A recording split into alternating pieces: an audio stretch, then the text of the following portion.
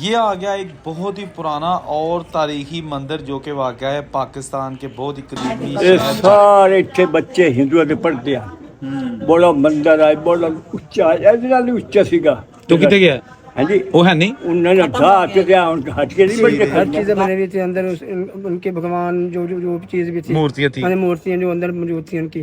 तो मैं छोटा सा था उस वक्त मंदिर खुला होता था, कोई ਇਹਨਾਂ ਦੇ ਹਿੰਦੂ ਕਮਿਊਨਿਟੀ ਦੇ ਜਿਹੜੇ ਲੋਕ ਬੁੱਢੀਆਂ हिंदू हैं जिससे सारे ये जेड़ा बड़ा मंदिर है, ਇਹਦੇ ਅੰਦਰ ਉਹਨਾਂ ਦਾ ਗੁਰੂ ਹੁੰਦਾ ਹੈ। ਅੱਛਾ ਉਸ ਗੁਰੂ ਦੇ ਕੋਲ ਇਹ ਜ਼ਮੀਨ ਦੇ ਹਿੰਦੂ ਸਾਡੇ ਤੋਂ ਬੰਦੇ ਚੋਟੀ ਨਹੀਂ ਧੋਂਦੇ ਤੇ ਦੁਕਾਨ ਖੋਲ ਲੈਂਦੇ। ਉਹ ਬੰਦੇ ਪਹਿਲੇ ਆ ਤੇ ਦੁਕਾਨ ਨੂੰ ਸਫਾਈ ਕਰਨੀ, ਧੋਣਾ ਹੱਟੀ ਨੂੰ, ਤਕੜੀ ਨੂੰ ਤੇ ਮੋੜੋ ਦੁਕਾਨਦਾਰੀ ਕਰਦੇ ਆ। ਵਾਹ ਜੀ ਵਾਹ। ਉਸ ਤੋਂ ਬਾਅਦ ਉਹ ਭਾਈ ਉਹ ਜਿਹੜਾ ਹੈ ਮੰਦਰ ਦੇ ਵਿੱਚ ਇਹਨਾਂ ਦਾ ਗੁਰੂ ਆਏ ਆ ਜਿਹੜੀਆਂ ਦੁਕਾਨਾਂ ਖੜੀਆਂ ਨੇ ਇੱਥੇ ਇਹ ਵੀ ਹਿੰਦੂ ਵਾਲੀਆਂ। आज भी इस शहर में बहुत ज़्यादा हिंदुओं की हवेलियाँ, घर, चुबारे अपनी असली हालत में मौजूद हैं। ये देखिएगा, अब आपने बताना ये क्या हो सकता है। ये जो लोग पाकिस्तान आना चाहते हैं बाहर के मुल्कों से और यहाँ आके वो अपने बुज़ुर्गों की निशानियाँ देखना चाहते हैं, उनके गांव जाना चाहते हैं या सैर करना चाहते हैं, पुरानी चीज़ें देखना चाहते हैं, तो वो हमसे रब्ता करें। हम आपको मुकम्मल सर्विसेज प्रोवाइड करेंगे और आपको जहां आप चाहेंगे वहां लेके जाएंगे पूरे प्रोटोकॉल के साथ, ताकि आप 1947 से पहले की बनी हुई इमारतें और गुरुद्वारा, मंदिर, तमाम चीज़ें देख सकें। ये हमारे ईमेल पे आप रब्ता कर सकते हैं। ये आ गया एक बहुत ही पुराना और तारीखी मंदिर जो कि वाक़ है पाकिस्तान के बहुत ही कदीमी शहर जंग। इस मंदिर की मुकम्मल आपको तफसील भी बताते हैं और देखते हैं कि 1947 वाला मंदिर आज अक्टूबर 2024 में कैसा है। तो वीडियो को ज़रूर एंड तक देखिएगा मेरे कहने पर। जी दोस्तों, हम इस वक्त मौजूद हैं जंग सिटी में और लाल नाथ मंदिर, या पीछे देख सकते हैं लाल नाथ मंदिर है। ये आपको मुकम्मल विजिट करवाते हैं कि आज की साल में है 1947 से ये बंद मंदिर अपनी असली हालत में मौजूद है। ये बिल्कुल रेल बाज़ार पुराना जंग सिटी वहाँ पर ये मौजूद है। बहुत ही अपने दौर की आलीशान और पुरानी इमारत, बहुत कदीमी मंदिर है जो कि 1947 से अब तक जो है ना वो किसी किस्म की वर्शिप के लिए बंद है। अच्छा जी, बताइएगा कि ये है मंदिर का, यहाँ पे आपने कैसा माहौल देखा हुआ है? दीवारें थी इसकी? मैं बहुत छोटा सा था, कम से कम कोई 10 साल का होगा। उस वक्त मैं अपने वालदा के साथ बाज़ार में आता था, तो ये मंदिर की दीवारें बहुत खूबसूरत बनी हुई होती थी और इस साइड राइट साइड पे इसका मेन गेट था। तो ये मंदिर बहुत पुराना बना हुआ है हिंदुओं के दौर का। तो ये पाकिस्तान बनने से पहले क्या है, इसके मंदिर की हिफाजत के लिए 3 गेट बनाए गए थे। एक था खीवा गेट, एक नूरशाह गेट, एक ममना गेट। और उन गेट के जिनके शाम को ना वो बंद कर देते थे इस गेट को। ये पूरा हाथा था इसका पूरा हाथा ये मंदिर यानी मंदिर कॉम्प्लेक्स पूरा था। जो पूरा मंदिर का एरिया था। तो इसके बाजार के ना 3 गेट हैं, उन गेटों को शाम के वक्त बंद कर देते थे। तो फिर आबादी थी, पहले मंदिर के अंदर आबादी थी, तो ये सारा एरिया बाहर कुछ भी नहीं था, ना बिल्डिंगें थी ना कुछ भी था। ऐसा ऐसा फिर ये बिल्डिंगें बनना शुरू हुई, आबादी फिर बढ़ गई है और फिर ये मंदिर पुराना वहीं पे अपनी जगह पे मौजूद है। आपने अंदर से देखा हुआ है मंदिर? हाँ जी, अंदर से देखा हुआ, अंदर का बहुत खूबसूरत बना हुआ था। तो सारा हर चीज़ें बनी हुई थी अंदर, उनके भगवान जो चीज़ भी थी, मूर्तियाँ थी, मूर्तियाँ जो अंदर मौजूद थी उनकी। तो मैं छोटा सा था उस वक्त मंदिर खुला होता था, कोई रुकावट नहीं थी। तो ये मंदिर है किस जगह पे, क्या इसको कहते हैं, कौन सा ये इस वक्त जगह है रेल बाजार जंग सिटी। तो यहाँ पर जब फिर दीवारें तोड़ दी गई जी, तो आपने देखी है वो सवाल ऐसा मतलब वो दीवारें कैसे गिरी? वो दीवारें हुकूमत ने गिरा के इसको कमर्शियल एरिया बना दिया, तो यहाँ मार्केट बन गई है। तो सिर्फ मंदिर का अभी सिर्फ बुर्ज खड़ा है, बाकी दीवारें वगैरह इसकी गिरा दी गई हैं। सही है, तो सही है। हाँ जी, ये जनाब एक बहुत ही खूबसूरत अपने दौर की मार्केट जो कि अब बिल्कुल बर्बाद हो चुकी है। ये मेन रेल बाज़ार जंग में वाक़या है और बिल्कुल मंदिर के सामने है। अभी मैं मंदिर वाली छत पे खड़ा हूँ और मुझे सामने ये बिल्डिंग नज़र आई जिसमें लकड़ी का काम इस बात की निशानदेही कर रहा था कि आलीशान इमारत होगी और किसी रईस हिंदू की इमारत होगी। तो ये जनाब जब मैंने इसको देखा और अंदर के खंडरात देखे तो बड़ा दिल अफसरदा हुआ। ये जो बाज़ार है रेल बाज़ार, इसके बिल्कुल सामने ये मार्केट वाक़या है और ये इसके साथ ही बिल्कुल लाल नाथ टेम्पल जंग जो कि बहुत ही कदीमी और एक तारीखी शहर है। आज भी इस शहर में बहुत ज़्यादा हिंदुओं की हवेलियाँ, घर, चुबारे अपनी असली हालत में मौजूद हैं। ये देखिएगा। अब आपने बताना ये क्या हो सकता है।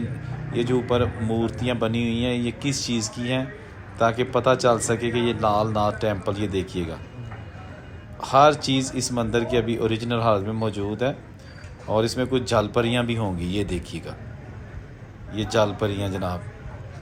बिल्कुल मेन बाज़ार जो पुराना जंग सिटी है ना, एक जंग मगियाना है, ये नहीं, ये दूसरा जंग सिटी जो है ना, वहाँ पर ये मंदिर वाक़या है, जिसके आपको बिल्कुल बड़ी डिटेल के साथ अभी मनाज़र दिखाए जा रहे हैं, जो कि 1947 से ये मंदिर बंद पड़ा है। बताया जाता है, एक बुज़ुर्ग ने बताया था, उनकी आपको गुफ्तगू भी सुनाते हैं।